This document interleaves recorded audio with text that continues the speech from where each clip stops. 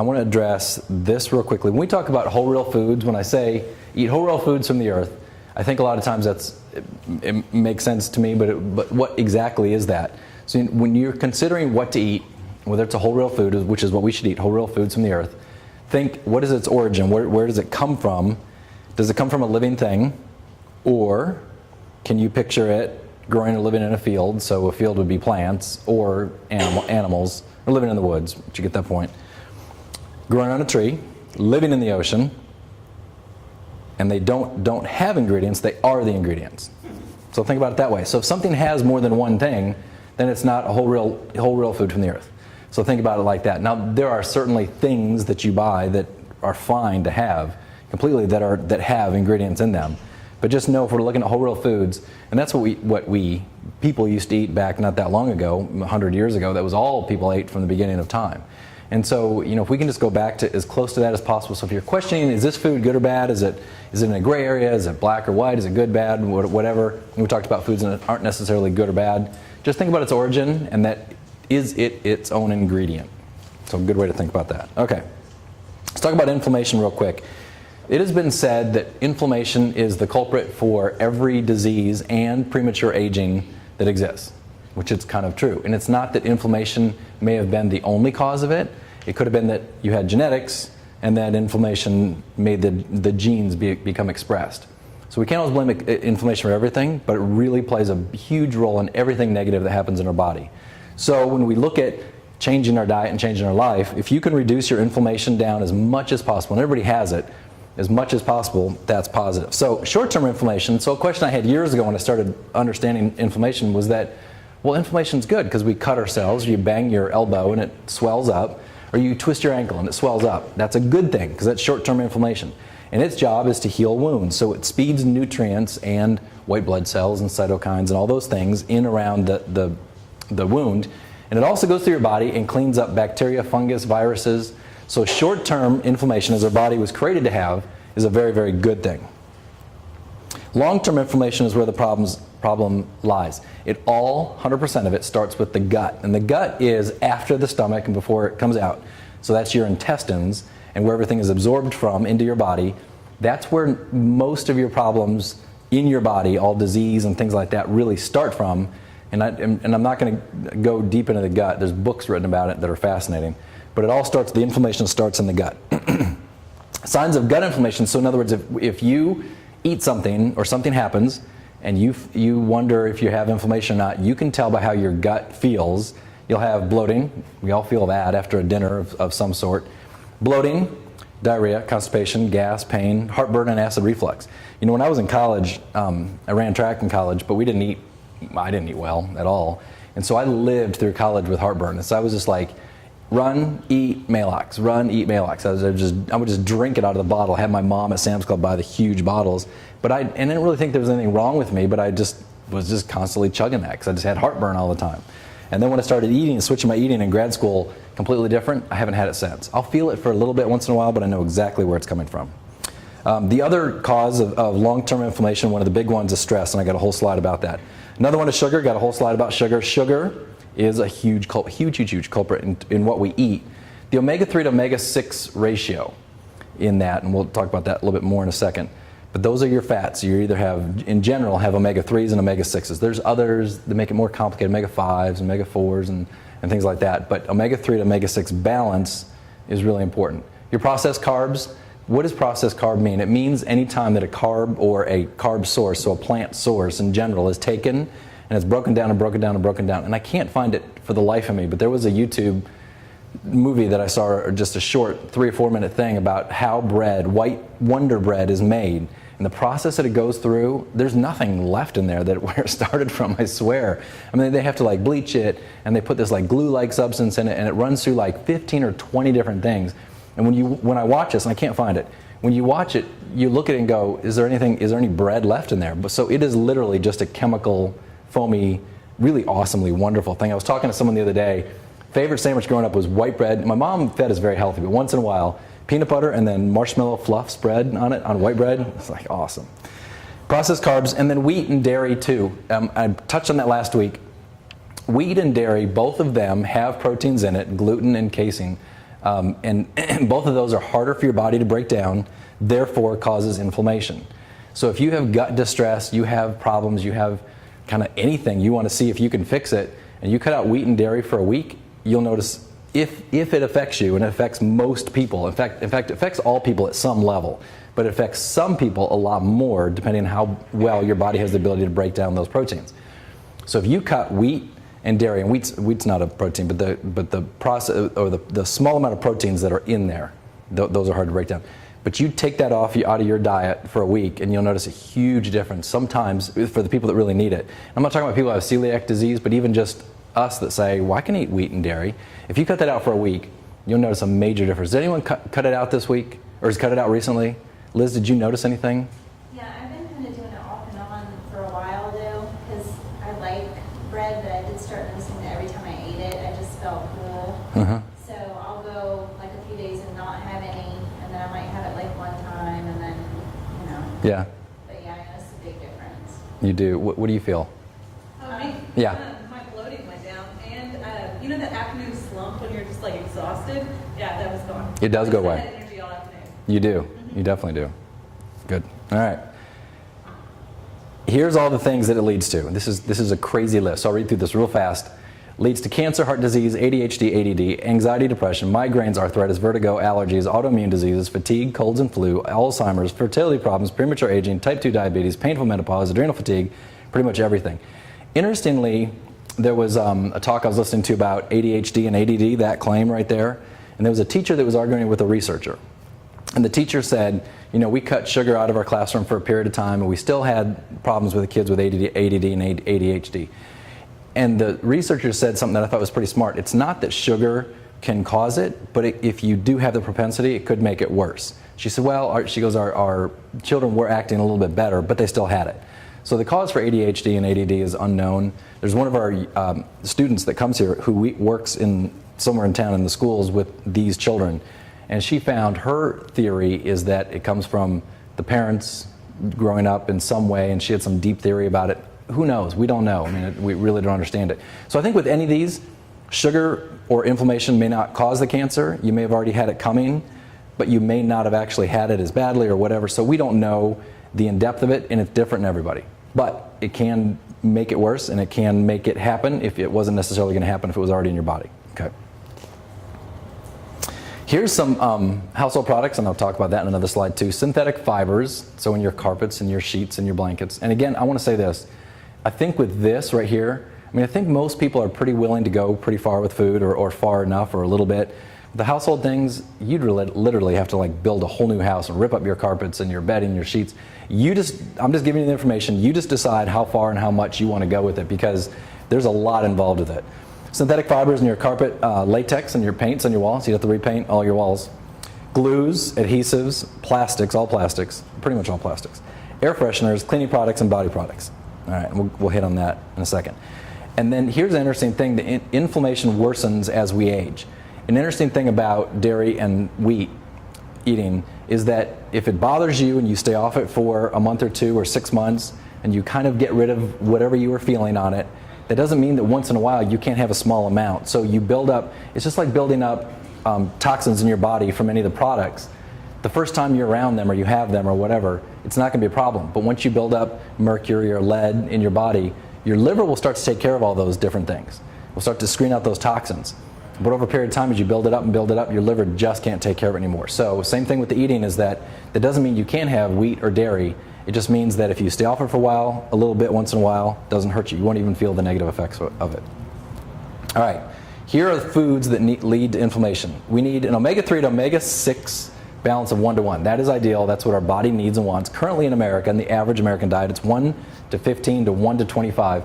Interestingly, the beef guy that was here, Brock, last week, he said that their omega-3 to omega-6 balance is 1 to 1 to 1 to 3 in the grass-fed beef, and that he said that it was 1 to 20 was his range. So knowing that a big culprit of that is our grass-fed or commercial-fed or commercial meats that we normally get. Vegetable oils are a big culprit. Safflower, sunflower, corn, peanut, and soy. So we need to be aware of those as well. So the meats, vegetable oil, I did those out of order. the 3 Ps, thinking about this, the whole real foods from the earth, processed, packaged, or prepared food. So any of those things, if man touched it, we kind of messed it up in some way. So there's some things we use, but a lot of times when you're looking at whole real foods, stay away from the processed, packaged, or prepared foods. Commercial meats, which talked about wheat, dairy products, so which is yogurt, ice cream, cottage cheese, butter, cheese. And it doesn't mean that you cannot ever have those again. It just means it's up to you how much you want to take them out for how long. That's what I recommended last week, is try to start taking those out, and you start noticing an amazing difference in how you feel throughout the day. Processed carbs, preservatives that are in our foods, and then the pesticides. This is what we worry, organic fruits and vegetables. And someone put up a slide, and who was that put up a slide about the 12, the dirty dozen? I guess she's not here tonight. Someone put up a slide of the fruits and vegetables we definitely should eat that are or should be organic. The others we don't always have to. But the pesticides on there are shown to increase inflammation and lead to cancer and heart attacks and all those kind of different things, probably because it leads to inflammation first. So same with organic fruits and vegetables. Here's another thing too, again, depending on how far you want to go with it. Some people have an allergy to nightshades, which are tomatoes, potatoes, bell peppers, and eggplants. Those contain alkaloids.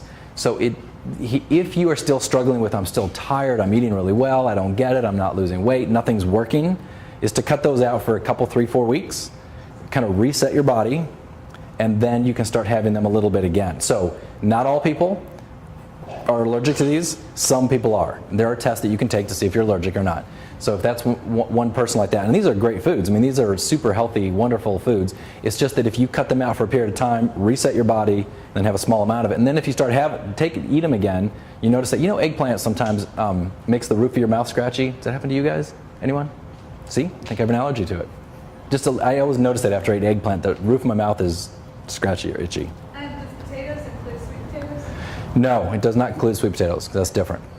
Good question.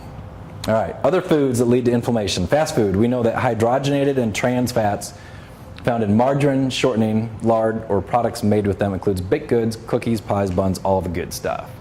Not included in that list is butter. So just eating butter, and grass-fed butter, if you can find it, which you can at the grocery store at HEB, is the best source of that. So all of the butter substitutes out there, just eat butter. Going back to the original good stuff.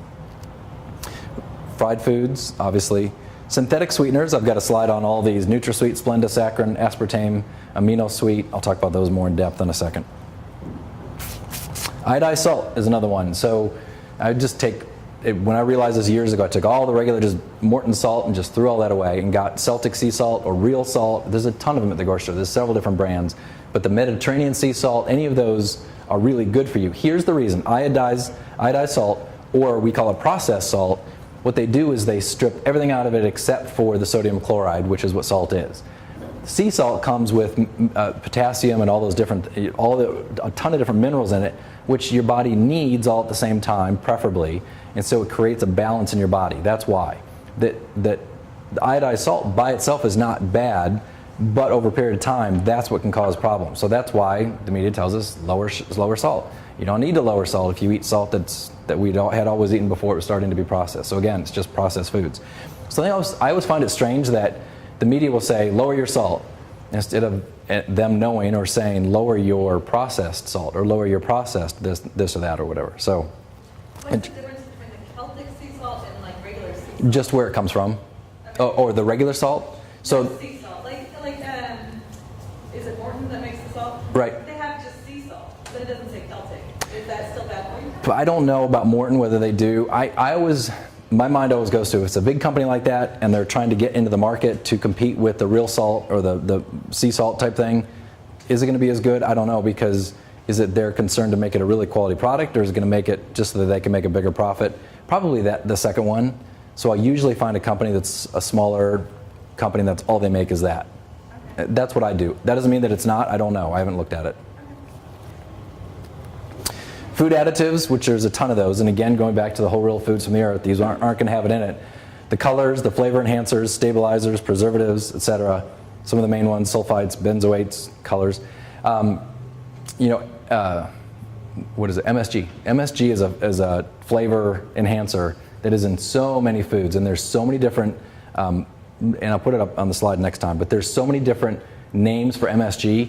that's an inflammatory food that you eat. And what they do is they put it in there, and obviously we kind of, I think of it as an Asian cooking, because they add that in all the time just to make the food taste better. And it does. When you taste something that doesn't have MSG, same recipe, add MSG and eat it, it is so much better, and it tastes really good. But it can lead to inflammation, and you can feel that with a lot of people who get headaches, and a lot of people are really sensitive to it. All people are sensitive to it, and it's in so many foods that we have because the company wants to make their food taste better. Wheat products, I said that. Alcohol is another one. Again, moderation with this. If you're stuck at some place, whether it's weight or you're not feeling good or fatigue or whatever, for a period of time, cut alcohol, and then you can bring it back in slowly, just a little bit. Having a drink every day, there's usually, for most people, that's not a problem, 1 or 2 drinks a day. But it's if you're doing more than that, or you're not feeling good, and then cut it out, reset your body, and then bring it back in a little bit. So wine and a lot of those drinks are healthy for you. It's just obviously in moderation with that. Sugar? I'd said that. All right, here's a list of good oils that you can have. And it was one that, avocado oil is another one. Olive oil is kind of the main one that you can cook with and use in so many different things. But coconut oil, and I didn't put it in here, but coconut oil has this list of like 100 positive things. And now I'll use that as like a skin moisturizer if ever my hands are dry or whatever, which it's a little bit oily.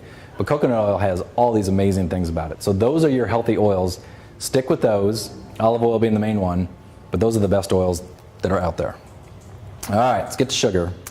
In the year 1900, we ate 15 pounds of sugar a year. Now we eat 10 times the amount.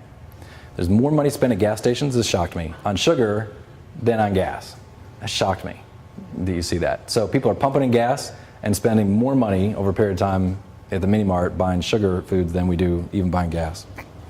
More dollars spent on sugar than computers, cars, and higher education. That's a lot. Cut the wheat, the sugar, and the high fructose corn syrup, obviously. It impacts everything, and I have more and more lists as we go, but one of the big things is thyroid. So because it affects so many things, but there's one positive thing. When someone goes to the doctor and they know that their thyroid is low, obviously immediately you're going to get on a thyroid medication. But in reality, so many of the clients throughout the years, when they cut their sugar, their thyroid just shot right back up into that normal level, and then weight loss was really easy.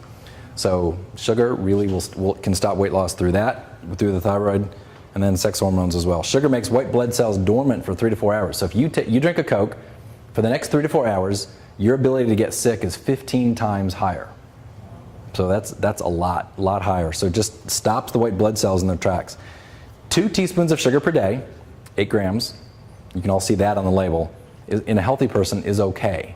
And that's not very much at all, but that's what we used to take in. That was the amount. Now what is a healthy person? Somebody who's not on any pills or medication, who otherwise feels good, is relatively fit, and is overall healthy. They're okay. There's some people that really can't even take that amount when they're on a lot of medications. So people who are on medications, either high blood pressure and cholesterol medication, can't even take in that amount. So even 2 teaspoons of sugar a day in people that are on certain medications can still have negative effects and inflammation, which can lead to some real, obviously, the diseases in that. Now, Coke is 10 teaspoons, just to relate to that. A lot of people say, well, I don't drink regular Coke, but the thing is that we get sugar in so many other things throughout the day. Sugar can actually make the vitamins and minerals in our body toxic. Here's what it does, is it suppresses your enzymes, and enzymes need minerals to do its job, and when they can't do their job, they start rising too fast in the body and can become toxic because you get too much in there. So sugar all the time, you're getting in vitamins and minerals, plenty of vitamins and minerals, so you're eating some other good things, but plenty of sugar in your diet. All of a sudden the vitamins and minerals start going up because the enzymes cannot take them in because we shut down our enzymes in the sugar, and then we have an overload of certain amounts of vitamins and minerals or an imbalance. So all of a sudden we start having problems with that. So we have sugar, all the problems that it can cause, and then all of a sudden create the vitamins and minerals that we had in our fruits and vegetables and make those actually toxic. So good food becomes bad with sugar. Amazing. Hey, Cliff, one Yeah. thing that I learned watching this documentary called Fed Up. Yeah. Is you know how they have the food labeling and all the different things say U.S. recommended percentages. So in the 70s, when they started looking at what food was doing, the sugar lobby essentially went and they were going to put the percentage of sugar in each item, and it was going to be like, this is 1,000 times more than you need. So the sugar lobby basically went and raised Cain, literally, as a pun. Yeah. And they got them to add and just put the number of grams in there. versus the percent. And so when you look at food labels, that's really the food industry telling you what they want you to know and not necessarily what you should know. So you really, what's a gram of sugar, right? I mean, you look at it and you go, so I think that's just interesting. That is. You know, I think about this a lot and who to blame, right, for all this. And it's not, I don't blame the farmers. Farmers are just growing what they have subsidies for nowadays, and they're making money to feed their family. That's okay. And then the food manufacturers, they're making it, and their job is to make a profit. And there's some companies that make really healthy foods, and there's some companies that make whatever, and they're put on the market. And it's up to us to decide. And can you blame the government? Well, I think to me that's the one that I would blame, but still, and this is my personal opinion, I don't look at the government that they're supposed to take care of us like that. So the food lobbyists are it's the biggest lobby, and the sugar lobby is the biggest lobby that exists in Washington. So they've got so much money going in, and if that guy wants to get elected again, he's voting where the money's coming from. It's how it works. That's where our politics are, our democracy is. And so everyone's following the money. And there's a lot of money in sugar, a ton of money in sugar, and so that's where it goes. So I think it's up to us to learn these things and then just make choices, because you can make all the great choices at the grocery store. Here's a list if you want. I'm going to obviously put these slides up on Facebook, so you'll get this. You can go to this and find out 141 other reasons. You know, it's one of those things you read it and you're like, it does everything. Pretty much everything it does. So if you want to scroll through that, you can take a look at that. Sugar alternatives, let's take a look at that. Aspartame, Splenda, which is sucralose. Honey is oftentimes a sugar alternative. There's a lot of them. Saccharin, sugar alcohol, sorbitol, xylitol, mannitol. All of those are not good choices. There's only one good one. There's only one good one at the grocery store that you should buy and use, and that's stevia. And Ribiana, that's the plant that it comes from. And stevia comes from that plant. And products are Truvia and Pure Via that you can find at the grocery store. Now, they all taste a little bit different, and they also cook differently. And so you can try different ones, and you can go online and Google and say stevia alternative sugar, like in cooking, and it'll show you the amounts that you're supposed to use. And a lot of times it has it on the packaging too. So if you're going to add sweetener to something, use stevia, and it's the only one that exists today on this planet that's good. There are 0 calories in it because your body doesn't treat it like a sugar, it just tastes sweet. So why is honey not good? 'Cause no, honey's great. Honey's fantastic. It still acts like a sugar in your body. So honey has a lot of antioxidants, it can help your allergies. So I do have honey, but just know that it's a sugar, and so keep the amount small. So that's really probably shouldn't be in that list. So honey is really, really good, except that it acts like sugar in your body. That's it. Don't some of those other ones have stuff other than stevia in it? Because I thought stevia was like the true, like... It is, but these are, the Truvia and Pure Via are the name brands. Do they have other things in it? Jim, write that down. Let me look at that at the grocery store this week. I'll go look, and I'll have an answer for you next week. If you Google Truvia, it has, there's a big article about all the extras it has in it. All right. Compared to stevia. All right, good to know. I didn't know that. Is stevia the one that doesn't cook right, though? It doesn't cook as well, but there's some different things you can do with it, I guess. So. That also comes organic. Yeah. Healthy foods high in sugar. Some of these are normal, obvious, but not all are. Granola bars, we kind of know that. Cereal, and these are what we call healthy foods because a lot of people will think it's a healthy food. Barbecue sauce, ketchup, sushi, and the rice. They add a lot of sugar to the rice when they make sushi. So make your sushi at home. Tomato sauce, fruit juice, we know that. Flavored yogurt, we know that. Dried fruit, there'll be added sugar in there, but also it's just so concentrated, and you'll eat a lot of dried fruits. So you're getting a lot of sugar in that. Canned fruit, they add extra to that. Instant hot cereal. So if you're going to have a hot cereal, something that's good, get the old-fashioned, regular, real stuff rather than the packaged, because the package will have more sugar in it. And then spaghetti sauce. You can find the ketchup and barbecue sauce and spaghetti sauce without added sugar. You just got to look for it. Just be aware that there's a lot in there. I think like ketchup is 92% sugar. It's just an incredible amount. High fructose corn syrup. Yeah. Here's other names for sugar. I want to talk about the ones in red at the bottom, the Pediasure and Ensure. This makes me furious because, and I'm forgetting the whole story, but the government allowed, so Pediasure, Ensure makes Pediasure for kids, and they marketed it, and they took off that there was any sugar, and they were allowed to take off that there was sugar on the label. There's a ton of sugar in Pediasure. I mean, it's like this crazy amount in there.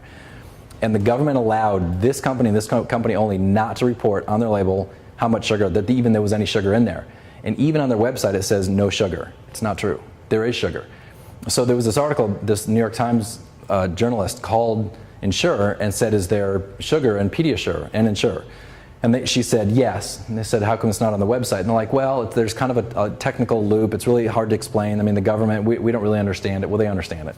So there's a lot of sugar in those. So we give those to kids if we're trying to give them more calories or whatever people use them for. Or we use them for, like, when you're trying to, after a race or something like that. A lot of people use them for a lot of different reasons. Just know that there's just a ton of sugar in there. And there's all the other names for sugar too, if you want to go to that list when you're looking at a food product. All right. Courtney, who's not here, asked me to talk about this, but this is interesting. I wanted to pull this one out because there's all the rage that this is really, really good and really, really healthy for you. Agave syrup. Agave syrup is 90% fructose and 10% glucose. Why is that a problem? Well, sucrose, table sugar, is 50% fructose and 50% glucose. That's what it's made out of. Why is that bad? The fructose, when you eat fructose in your body, now you'll get some in sugar and fruit, but you'll also get a ton in agave syrup, and you're adding that onto stuff. It's not regulated by the pancreas, which is the organ that says, I've got sugar coming, so let's shoot out insulin to take that sugar and put it away, either into the muscles if you just worked out or it's empty or you're hungry, it'll put some in there. If you got too much, then it's going to overflow into the liver. That's a good thing because it needs to put some in there. And then if there's anything extra, it's going to put it in your fat cells, which is where if you're getting more than 8 grams a day of sugar, it's going to probably put it in your fat cells. So that's that job, but it does not do that. It's metabolized by the liver, which over a period of time, the liver can't handle this amount of fructose. So if you're getting not even a big amount, it was just a daily dose. It was something like 4 tablespoons of agave syrup a day, and whatever people use that. I mean, we can use that for a sweetener, but it can't handle that amount and can create liver damage. And the increase in weight gain from agave syrup is significantly more than table sugar. So know that and stay away from that. There's a lot of marketing now that that's a healthy alternative. And it sounds healthy because it comes from the agave plant, but it's not. All right. Stress, and we'll talk about this kind of quickly. All right. Stress raises your cortisol levels. Cortisol is secreted by the adrenal glands in your body. So you have stress, whether it's all of a sudden someone scares you, or you think of an anxiety thought of, oh my gosh, I got to go to work tomorrow, but it's Martin Luther King Day, so I don't have to. So Monday night, you're going to think, oh my gosh, it's Tuesday, I got to go to work tomorrow. Whatever stressful thought, situation in your life, you raise your cortisol level, and cortisol will take glucose and put it into your bloodstream and get you ready to fly away, to run, or to fight whatever attacker you have coming at you, whatever stressful thought. Once it does this, every other hormone becomes imbalanced. For a short period of time, not a really bad thing. In fact, it's really necessary. We need that when we have a stressful situation. We got to take care of it. So short term, not a problem at all. It's when we have it all the time, constantly, nonstop. How many people, and you have to show hands, but how many of you have at night where you're wired and tired? So it's 10:30 or 11 o'clock at night. Yeah, I need to be tired. I need to be going to sleep. I am really tired, but I can't sleep. I'm like wired, and I can stay up till 2 o'clock in the morning, but I'm really tired. And you go nonstop. That is because cortisol shoots up first thing when you wake up. That is actually an alarm system for your brain or your adrenal glands to shoot out cortisol, is because your body wakes up and it's like alarm, go. So your cortisol is naturally high throughout the day and then slowly comes down throughout the day. So it's supposed to be low at night. So if Aaron, you're working nonstop and you got stress and you're going, your cortisol will go up, it'll start to come down, then you'll shoot it up and shoot it up and shoot it up. Your cortisol is probably high. Over a long period of time, that can lead to some real negative health effects, and then stress as we feel it. What happens with that is that we have the stress, cortisol elevation over a long period of time, constantly, and then all these other hormones become imbalanced, and then you have sickness. So I put, we'll get to the loving what is, this book, Sarah Godfrey, I'm giving you all these books. You don't have to read this, but if you want to delve more into that process right there, the second bullet point, and understand what that is, Sarah Godfrey is amazing. She's a Harvard-trained MD who really kind of switched, and she teaches things in a more natural way that's amazing. So it's sort of a diet book, but it's not. The first 3 quarters is really explaining in some pretty deep science about how your hormones get out of whack. And I can tell you how complicated this stuff is. It is crazy. The cascade of events that happen in your body, if you ever took physiology in college, when one thing happens, one thing happens, one thing happens, kind of like economics class in college, you know, like the curve, this curve moves like this and it shifts all these other curves and all of a sudden you're in a different place. It's kind of like that. This happens, and if this happens, and this comes in, and it's so complicated, but it's fascinating, and it all starts with cortisol. That is your number one. And cortisol elevation over a period of time starts from stress and bad foods, and then your toxic environment too. And I think, in my opinion, stress would be the worst, but then you add an unhealthy diet on top of that and forget about it.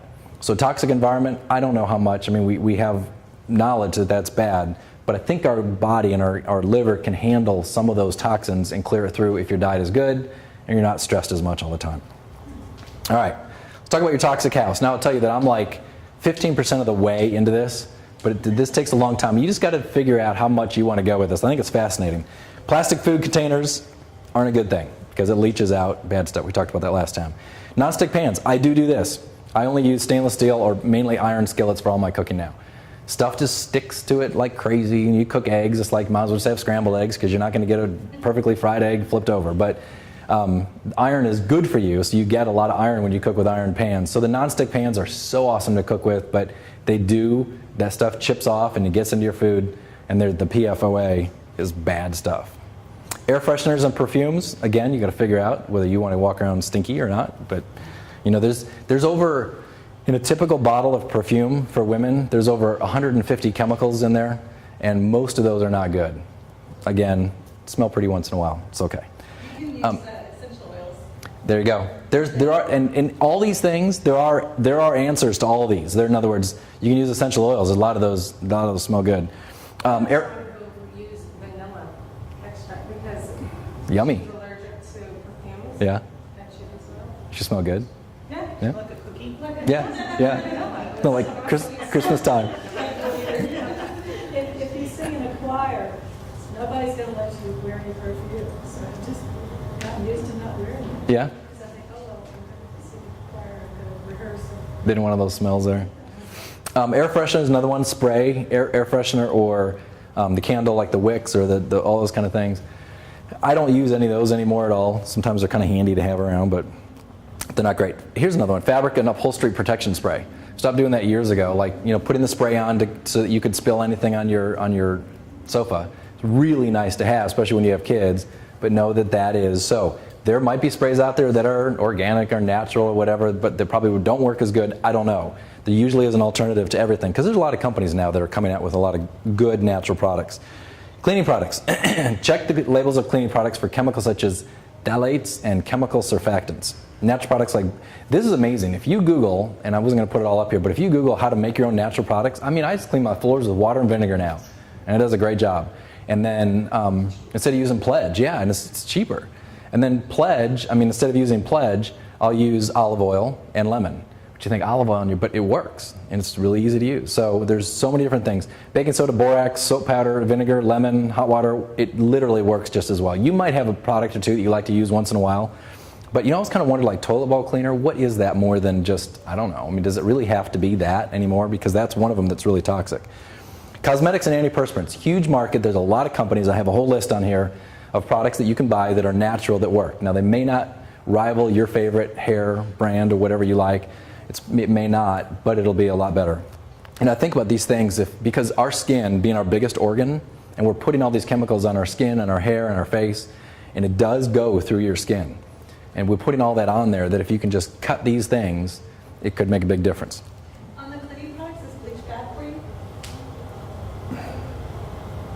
I don't think so. I don't think so. You write that down, I'll look that up. Yeah.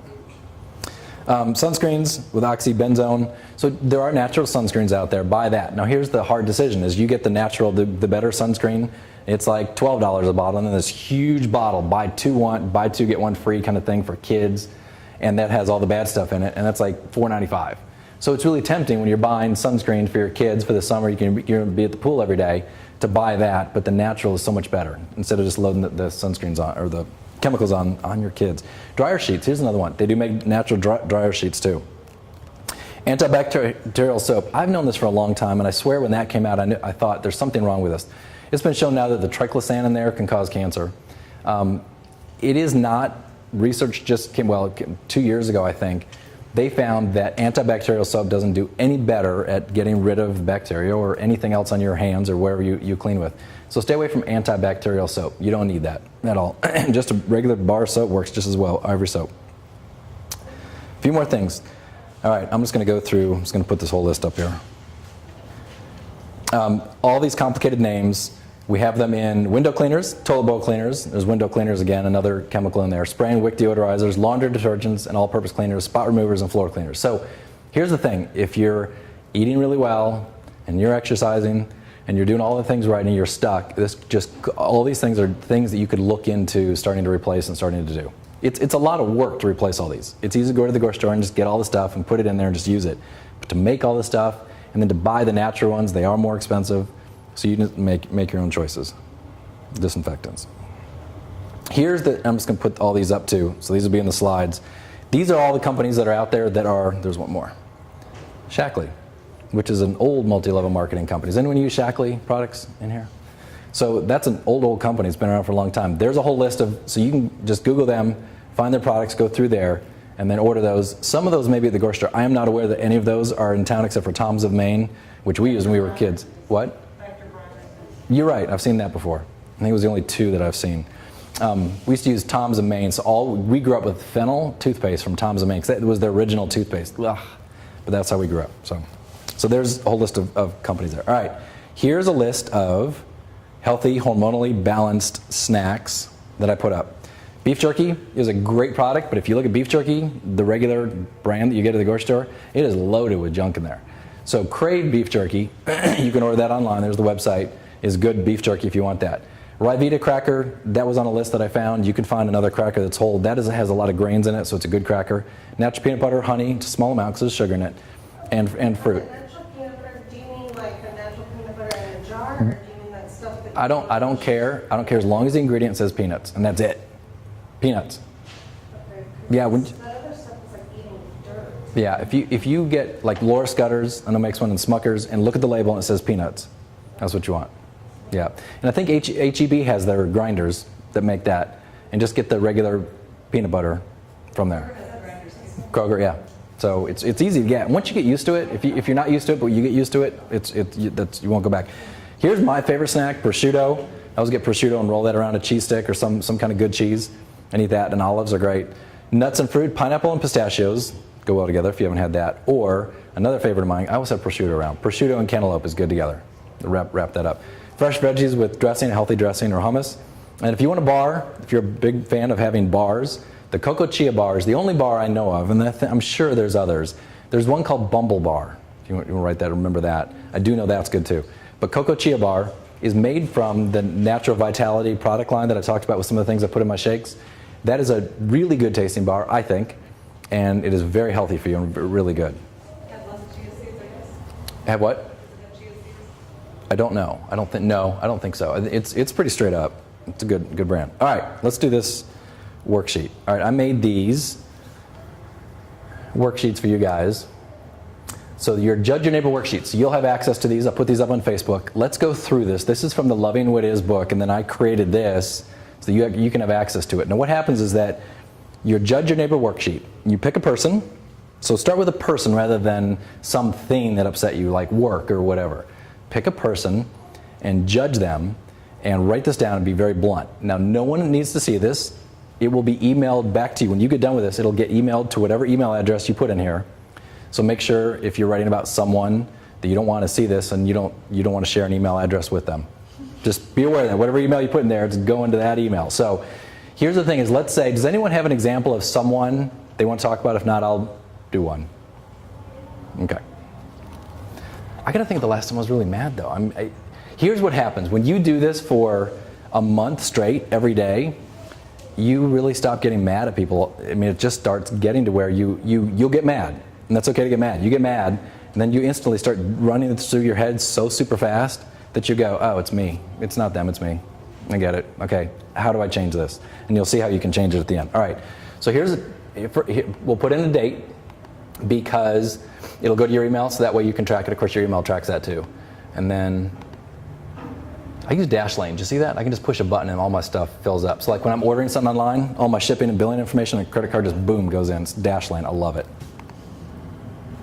Okay, here's question number one. In this situation, time and location, who angers, confuses, disappoints you, and why? I am angry with, I'll use Paul because we put that here. I'm angry with Paul because he judges me all the time. Now, I would suggest with this that you be really emotional and angry and blunt with it and just let them have it. They're not going to see it unless you want them to, because it's better if you let your true feelings of how you're feeling right now just come out. It's kind of funny. There's a guy who runs my mastermind group that I'm in, and he was going through, and he's a very blunt guy. And he was going through, he goes, oh, I do this on my wife, I do it on my kids. He goes, I put in there that I want to like throw them in a garbage bag and throw them in the ocean. I'm like, oh, don't let anyone get in your computer and see that. All right, in this situation, how do you want them to change? What do you want them to do? I want Paul to mind his own business and never judge me again. Okay. Is that one of your brothers? Nope. There's no Paul. This isn't real. Okay. And the next one, question number 3. So you just go through these. Number 3 is, in this situation, what advice would you offer them? Paul shouldn't.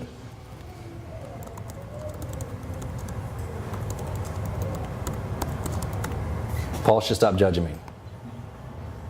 Number 4, in order for you to be happy in this situation, what do you need them to think, say, feel, or do? I need Paul to realize that he is hurting me and making me sad. What do you think of them in this situation? I think he is a jerk and an idiot, and I hate him. Hey, you've all thought that about someone this week. Not Terry though. Terry, do you want to do one about Jim? I'm just kidding. What is it in or about this situation that you don't ever want to experience again?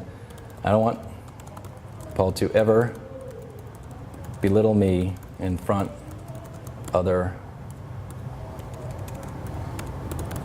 people. Okay, there you go. Great job. So I will submit it, and then it will go to my email. So now what happens is that I have this in my email. Do this once a week. So the judge your neighbor, pick a person that you want to. Now, if there's 2 times it happens during the week or every day, you can fill this out every day if you want to. But you need to do this one person who's just burning you up, a person, because we want to do it on a person first. Now you're going to go to the other worksheet that you'll have access to. It'll look like the same kind of thing. Pick a date. And say, okay, this is, if you read the book, Byron Katie, she talks about that judge your neighbor worksheet.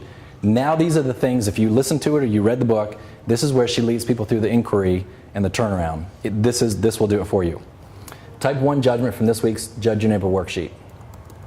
Paul judges me all the time. Is it true? Yeah. And I'm going to copy and paste this, because we'll do this a bunch. Type that in again. The reason we want to type it in again is because you want that emotion to be there for every single question. Can you absolutely know it's true? The answer to that, Byron Katie says, is always absolutely no. Because we don't know that for sure. Okay, type in your judgment. Paul judges me all the time. How do you react? What happens? What do you do when you believe that thought? I hate him and don't want to be around him.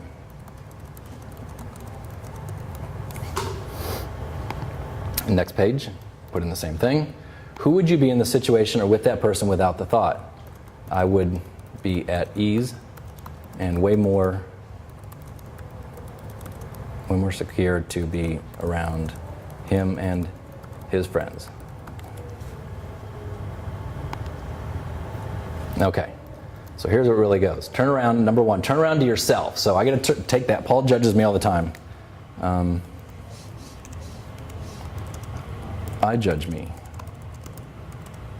Okay, so you just turn around to yourself, and whatever he did or she did, you just turn that around to you. So Paul judges me, I judge me. Now the support means I'm going to write 3 things that support what I just said. I always feel insecure. I feel like I can't accomplish anything. We'll leave it to those 2. So write 3 things that support the statement that you just made. That's what the support means. Turn around, number 2, turn around to the other. I judge Paul. Huh. Okay. Now find 3 reasons how I judge Paul. I do it all the time. I'm doing it now. And then you go, holy cow. I am doing it. Okay. I judge him all the time. We'll leave it with 2. All right. Turn around to the opposite. I don't listen to Paul. I judge Paul, which is actually, this would be the same. See, turn around to the other and turn around to the opposite. I judge, or no, the opposite would be this. Paul doesn't judge me. That's why I turned around. So take that first statement, you just turn it around to the opposite. Paul doesn't judge me. Okay? I don't actually know that he does. Does it? It just seems like it. Okay, so there's 3. Now the new truth turnaround means you come down here, which of the turnaround statements above feels the most true to you? And I go, this one, and I go, I judge Paul. I'm like, wow, okay. So you put that down here, just pick one that really hit you. I judge Paul, and then you write 3 statements of what you're going to change or do starting today about that. I'm going to stop judging Paul. I'm going to apologize to him and say, I've been judging you, or whatever. And all of a sudden what happens is that, I mean, you think about that in a marriage or any kind of relationship, can be a pretty awesome thing. That's something that was so small that they didn't even realize they're doing it, or maybe they're not even doing it. It's just you seeing that and projecting that on them, that you can really change things in a work environment or whatever. So, and Sandra and I were talking before, we're talking before about work and people, but we all have people at work that just will grade on you at certain times or certain things. You first meet them, what a great group of people, right? This is awesome. And then all of a sudden you start having, when I started doing this, going, it's me. It's not them, it's me. And whatever they might have, it's them for them. That's them, and that's their thing, and that's their business. I heard it said, and it's really good. There's 3 businesses in the world. There's my business, and that's my business. There's God's business. There was whatever temperature it was outside today. I couldn't do anything about it. It's not my business. There was a tornado. It's not my business. I couldn't control that. And then there's other people's business. It's not my business. It's theirs. Leave it alone. I think that's really good. So why am I talking about this? Because this is where stress comes from, and how you can fix the stress that you can get through the day, instead of, oh my gosh, work, and I have these expectations. I got to do these things, and I got to get up early, and I got to go back to work on Tuesday. Or maybe you work tomorrow, and all of a sudden you're thinking, what time is it? I got to get back. I got to work tomorrow. I hate my job. I can't believe I'm doing this. They don't pay me enough. They don't treat me like this. I'm never going to get that raise that I wanted. All those thoughts that go through your head, there were about 5 right there that you could do worksheets on, just right there. So when you start feeling anything that makes you feel uncomfortable at all, Byron Katie says it's not true. If you feel unease with it, it's not true in your life. And that's the process you go through for you to realize it's not true. And you can take some really bad things in life and go, let me run this through there. And she said, if it comes back in your life, which it will, it can come back 100 times, it'll keep coming back even though you do this. We'll run this through there again, run it through there again, just keep running it through there to fix the really big bad things. The small things you might realize, oh, it was me. So, I've done this with people at work, I've done this with family members, I've done this with my kids. They were making a tremendous mess today. The place was trashed. And I was like up to here. So I sat down and went through this. I'm like, I was going to put my kids in a garbage bag, throw them in the ocean. And I'm writing all this stuff, and I'm like, yeah, it's me. It's me. It's me being like obsessed about keeping this. It really doesn't matter. Just go clean up. It's not a big deal. Or teach them. This is a teacher. So all those good things good things come out of this. Your negative things go away. And this is the only way for me that I know to really reduce stress, just going through this process. So what's happened, it happened when I started doing this after the period of a month. I don't even run this whole thing. I'm for my mastermind, I have to do this. But on small things, I can run it through my head. Now, I don't go through all those questions. I don't remember them in my head. But I can run it through all my head going, yeah, I'm not going to do that. It's my fault. I know it's my fault. So I'm going to just fix it right now because it's not them, it's me. And so I'm going to fix it. So I think it's good.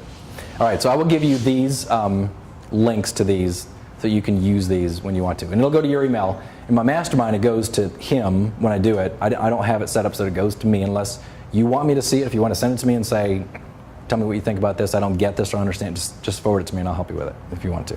All right, questions? Anything? Okay. So, yes? Do you have to be on Facebook? Nope. To get this link, I'll email it to you. Okay. So next week, health supplements, really good stuff. Kristen is just so knowledgeable. And she has her own company, so I told her if she wanted to talk about her own products, that's fine. But she's incredibly knowledgeable. I thought that I knew a lot. When we sit down with Kristen, I don't know nothing compared to Kristen. So she's really, really good with supplements. Because I know I've talked about some, but I want her to come in and really talk about some of the really good stuff. Like if you talk about all the different B vitamins and which one goes with this and hormonal balance and stuff, it gets really complicated. She's really, really good at it. So yes? I know it's a really complicated question, but why is artificial sugar so bad? Because of the components that it's made of, what those chemicals do is just create inflammation in your body. Even, and a lot of times, a lot more than sugar does. So the fact that there's no calories, that was what the mystery was in the beginning, because there's no calories in it. So how can someone get fat? And it's impossible to get fat. But again, we now know it's not about the calories, it's about the hormonal imbalance that it does. So all of those chemicals that they put in there, in some way or another, just create a hormonal imbalance that your body just doesn't work correctly. So do you ever have like a Coke Zero? Oh yeah. Here's what I found. So a year and a half ago, I was so exhausted, couldn't run a mile without stopping. I was just, and when I cut everything for like 6 months, I mean, I just ate perfectly and just cut all those things out for 6 months, I found that I can have some, and then, but I know the signals of what I feel like with it. And once I start feeling like that, it's like, all right, cut back on some of those things. So I had some bread today. I think I feel fine. But I'll tell you like little things that I know. So I was in the pool yesterday doing my pool workout and swimming, and I couldn't quite catch that last breath. So I was doing 100, so I was going hard, and I couldn't get that, like I couldn't all the way get it in. So there's one or two things I know that's happening. It's either inflammation because of some stuff I ate, or there's adhesion on my external and internal intercostals and the ribs, and so I could get a massage and get that fixed. So there's two fixes that I know because of that feeling that way. So any time you feel negative like that, oftentimes it's inflammation. A lot of times it could be something else as well. So I felt it yesterday, and I go, okay, I got to start cleaning this up a little bit. So, yeah. Were you asking about sugar or artificial sugar? Artificial sugar. Okay. Yeah. My response. Yeah. Was it? Yeah. It's interesting, because I know I crave things, and I don't know how that word fits into this. Yeah. I want something sweet. I want something salty. You crave it, right? So how do you replace that craving? I'm trying to remember. You won't have, if you eat correctly, you won't have those cravings. And they talk about in the Conscious Cleanse book, a very significant part of the book, like a chapter on that talks about those cravings, that if you are eating clean, you don't have cravings anymore. And there was something they had in there, and I don't remember, I'm going to have to look back. Write that down, because there was a chip, and it's not a potato chip, but it was like a banana chip or something. There's something like that you eat those and just put it in your mouth and suck on it, cravings go away instantly. I'm going to find that, because that was really interesting. And it was something I hadn't heard of before, but. And I will say something to that. When I started drinking the green shake, it didn't make me feel full. It didn't make me feel anything. It's just like I drank it, and that was the last thought I gave to intake for hours and hours. It's like, if there was going to be a craving, it doesn't happen after that green shake. Yeah. Right, so I guess that's what you're saying, is when you have all of your nutrients, your body's like, okay, we got it. And that's why I say green smoothies are so important. It's not because of it's a green smoothie fad. If you're going to eat all those fruits and vegetables, get all those nutrients in, cravings come because we have a cell deficit of something. And to try to figure that out, we're not going to guess what it is. So just get in a green smoothie and just put as much stuff as you can in there that makes it taste decent. And you're going to get all that stuff. And cravings go away. It's amazing. Yeah. Yeah. They what? Exactly. Yeah. Yeah, you'll be hungry again, especially if you get up in the morning and work out and then have a green smoothie. You'll be hungry again at some point, but. That's where I drink it at 3 o'clock, because that's when my control of my eating falls. I'm Perfect. fantastic in the morning and all Yeah. day. Come 3 o'clock, I'm worthless, but I drink that, and then I can do it. You're good the rest of the day because your cells just have the nutrients they need to keep going. I mean, for so long, I'm like 2, 3 in the afternoon. Oh my gosh, if I didn't lay down and take a nap, I was so groggy, had no productivity, no creativity. And the thing is, there's so many people, maybe some of us, but there's so many people that live like this thinking it's normal. And what do we do? Oh, who asked me about 5-hour energy? It was one of you guys. No, someone? Sandra? 5-hour energy? Yeah, so just with the chemicals in there, what that does is create a craving and creates a habitual need for that, so that you will get more tired every time of the day that you take that. And so if you're doing the green smoothies or eating correctly, you won't have that. So you should be able to get 7 hours sleep a night, even 6, preferably 8, but you should be able to get normal sleep at night and not be tired all throughout the day. If you're tired, it means your body is lacking something. And so to mask that with caffeine, which we'll do, sometimes. Look, if you're gonna stay up late at night, caffeine or 5-hour energy has its, but people that drink like the Monster energy drinks and all of those Red Bulls, just all the chemicals that are in there, same exact thing with this. So I would rather someone have, if you're gonna have caffeine, it's okay, but know that too much caffeine, more than a couple, 3 cups a day, which I often do, what it does is fries your neurotransmitters, and that can have the same kind of negative effect over a period of time. So too much caffeine isn't good either. So just all the chemicals that are in it. I know I already mentioned essential oils, but I have an essential oil that helps cravings. Their essential oils do like everything. They're amazing. Which one is it? I want to say it's the Endoflag. No, it's Melrose. So Melrose is a blend, and you just like inhale it whenever you're having a craving, and it goes away. Does it really? Does it work? Yeah, it works. Wow. Sure for me. So. Well, from time to time there'll be an essential oil. One of our students comes and does it. She did it one time. She'll probably do it again at some point. But that's a whole nother realm that's pretty fascinating stuff. And so, all right, I'll get this stuff worked up and sent out to you guys. I am done unless there's more questions. Yeah. So next week after this, if you want to stay, you can. If you want to leave, you can. We're going to have a movie night, and there is a guy named Tom Shadyac who made all the Jim Carrey movies. There are a lot of them, Bruce Almighty, and a lot of the funny ones. Ace Ventura, Pet Detective. So Tom Shadyac, the producer, got into a mountain bike accident, pretty much died in the hospital. He had an infection. He was close to death. Woke up and realized, what's the meaning of life? So this guy had millions of dollars. It shows in the movie his house, and it's this mansion in Beverly Hills. So it's a producer you never really heard of. He looks like an awesome guy. I mean, now we know he kind of is. But so he goes on this world quest to make this documentary, what the meaning of life is. And the stuff that he found in the movie, amazing. And he ended up at the end of the movie, I don't want to kind of spoil it, but he ends up like selling the house and just living.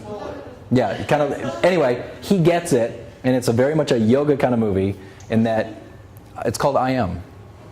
And it's a really good documentary. So long story short, I just happened to buy it, and I watched it. I loved it. I watched it probably twice, and then I was out in Boulder at YogaPod, and Tom Shadyac has now moved to Boulder. He still teaches at Pepperdine. He teaches out there 2 days a week, flies out to Pepperdine in probably his private jet. And then he lives in Boulder the rest of the time. So Jerry and Nicole, they just happened to see them. They watched this documentary, saw him walking down Pearl Street, and said, "Hey, wait, aren't you that guy?" And he goes, "Yeah." So they've gotten to be friends. And then they saw him again a few weeks later, and because he said he was thinking of moving to Boulder, and they said, "Hey," saw him again out somewhere, and he said, "Yeah, I moved here." And said, "Where'd you live?" And they literally live 2 doors down in the same condo, same complex. So the last time I was there, I was supposed to meet him, and then he didn't respond or something like that. It'd be kind of cool to meet him. But anyway, great guy, great documentary. It's worth seeing, definitely. So we'll show it here after this. You don't have to stay for it if you don't want to, but bring your friends, bring anybody. We'll do popcorn. How are we doing popcorn? We'll do organic, no sugar. But I mean, what do we bring? Are we bringing in a machine or something? Anyway, we'll do popcorn and green smoothies, all right? So they'll go good together. Last week or what? So next week is the last week, so we'll do it right after this. So we'll just run the movie, and you'll enjoy it. It's a great documentary. Cool stuff. All right.